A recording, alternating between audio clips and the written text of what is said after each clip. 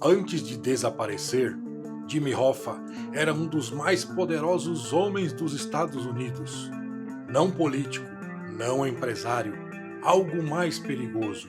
Ele controlava quem movia o país. Tudo que você consome, em algum momento, esteve em um caminhão. Comida, combustível, construção, indústria. Agora imagina se, de um dia para o outro, esses caminhões pararem. O país trava e o homem que tinha influência direta sobre isso era Hoffa. Quem foi Hoffa de verdade? Ele não nasceu poderoso, começou carregando caixas, trabalho braçal, mas ele tinha algo diferente. Leitura de sistema, habilidade de negociação agressiva e zero medo de confronto. Nos anos de 1930, ele já organizava trabalhadores. E não era bonito. Era pressão, era ameaça de greve, era confronto direto com empresas gigantes. E funcionava. Hoffa cresce rápido, muito rápido. Ele se torna presidente dos Teamsters e transforma o sindicato em algo nunca visto antes. Não era só um sindicato, era uma máquina. Milhões de trabalhadores, alcance nacional, poder para parar setores inteiros. Mas aqui vem o detalhe que muda tudo. Hoffa não controlava só as pessoas, ele controlava muito dinheiro. O fundo de pensão dos Teamsters virou um dos maiores dos Estados Unidos. E isso colocou Hoffa em um nível diferente, porque agora ele não negociava só salário.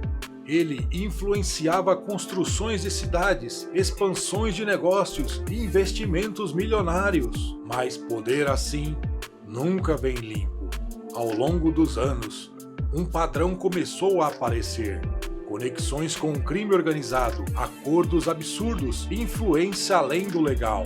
Nada totalmente provado na época, mas impossível de ignorar. Hoffa não era só aliado do poder, ele também era alvo. Um dos principais nomes contra ele, Robert F. Kennedy. Kennedy passou anos tentando derrubá-lo, e isso virou quase pessoal.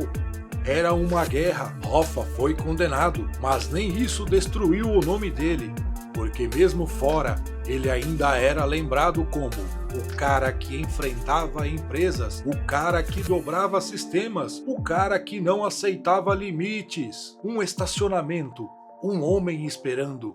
Mas não é qualquer homem.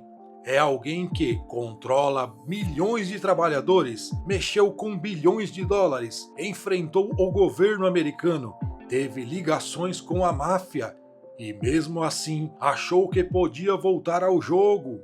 E aí ele desaparece, sem luta, sem corpo, sem explicação.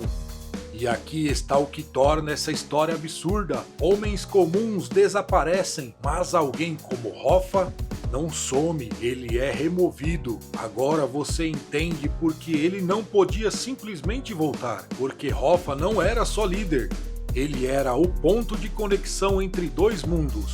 O legal e o que fingia ser invisível. O verdadeiro poder estava no fundo de pensão dos Teamsters. Era um cofre gigante. Esse dinheiro não ficava parado, ele era emprestado, mas não para qualquer um. Cassinos, hotéis, grandes construções, principalmente em Las Vegas. O fluxo era simples e perigoso: dinheiro dos trabalhadores, empréstimos aprovados, construções financiadas, lucros manipulados, parte desviada.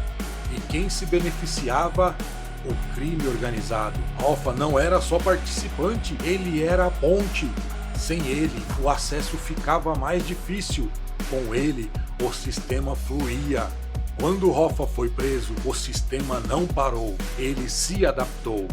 Outras pessoas assumiram, mais discretas, mais controláveis, e funcionou até Hoffa sair. Ao sair da prisão, Hoffa queria uma coisa: voltar ao controle, mas isso significava mexer no fluxo de dinheiro, reconfigurar acordos, desestabilizar o sistema. E isso não era aceitável. Hoffa deixou de ser ativo, virou risco, e risco em um sistema desse tipo é eliminado. E vem aí a pergunta que muda tudo: se todo mundo sabia que ele era um problema, por que ele aceitou aquela reunião? Não tem confusão aqui. A linha do tempo é clara. Hoffa vai até Nachos Red Fox Restaurant. Ele estava lá para encontrar dois nomes pesados: Anthony Provenzano, Anthony Giacalone. Ele chega, espera, se irrita. Nada acontece. Ele liga para a esposa, reclama. Ninguém apareceu. Depois disso, não existe registro claro, mas existe padrão. E o padrão diz: ele entrou em outro carro, sem luta. Ele confiava em quem chegou. A partir desse momento, não existe mais Hoffa, só existe o que fizeram com ele. Hoffa não foi morto por raiva, foi calculado. Russell Bufalino, Anthony Provenzano, Anthony Giacalone e possivelmente Frank Sheeran. Motivo real não era pessoal, era estrutural. Hoffa ameaçava dinheiro, estabilidade, segredo. A lógica fria no crime organizado: eliminar um para proteger o sistema inteiro. Execução rápida, corpo desaparecido, caso impossível. E aí vem a pergunta final: se todo mundo sabe o que aconteceu, por que nunca foi provado? Décadas se passaram e o caso Jimmy Hoffa continua aberto. A verdade incomoda, não falta teoria, falta prova. E sem corpo não existe fechamento. O mito cresce, história vira cultura. The Irishman, mesmo ali, é só uma versão. O que isso revela? Esse caso não é sobre um homem, é sobre um sistema, sobre o tipo de estrutura que se protege, se adapta e elimina ameaças. Sem barulho, se alguém como Hoffa, com poder, dinheiro e influência, pode desaparecer assim, o que acontece com quem não tem nada disso? Essa história não terminou. Ela só parou de ser investigada com vontade. Até lá, e que a história nos ensine a rir de todos os nossos erros.